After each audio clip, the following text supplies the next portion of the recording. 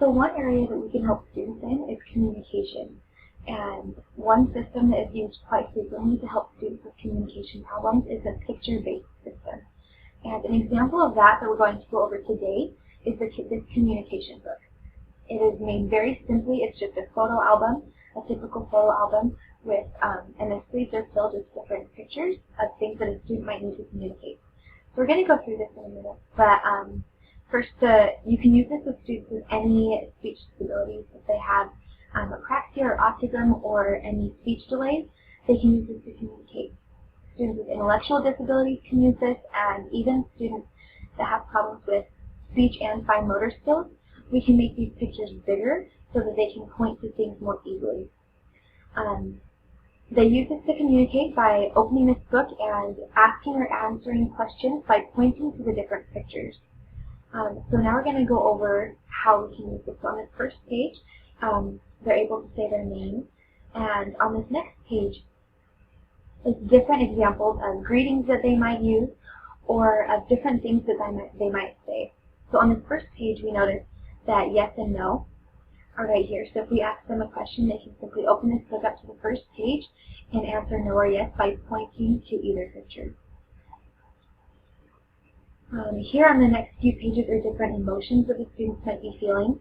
So if they're very frustrated and are not able to communicate that with us, they're able to point to these different pictures to say, this is how I'm feeling and this is how you can help me. Here is some personal items that the students might need to use. So that if they feel uncomfortable, they can open up this book and point to something so that we can know that perhaps they need to clip their nails or perhaps they need a haircut. Here are the beverages, and this book is organized very well because all of the categories are organized very simply. So this is the beverages category, so at lunchtime we can ask them what they would like to drink, and they can open this up and point to whichever drink they would want so we can know, oh, perhaps that they want milk, so we can go get that for them.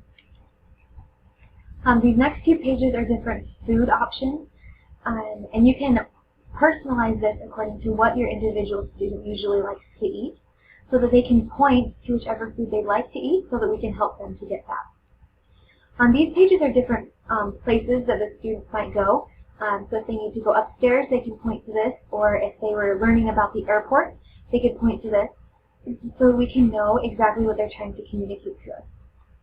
Here are different activities that the students can do that they can point to, and you can even use this in a reward system, that as a break, perhaps if they finish their homework or their assignment, or if they're able to get their shoes on correctly, they can go play frisbee for a few minutes. And they can point to that to decide that. Here's different parts of their body that they might need to know and point to. This is different features of pain that they might be experiencing so that we can know what they're feeling and how we can help them. So this communication book is very, very simple. You can make it as simply or as complex as you like so that the students will be able to communicate with us and we can communicate with them.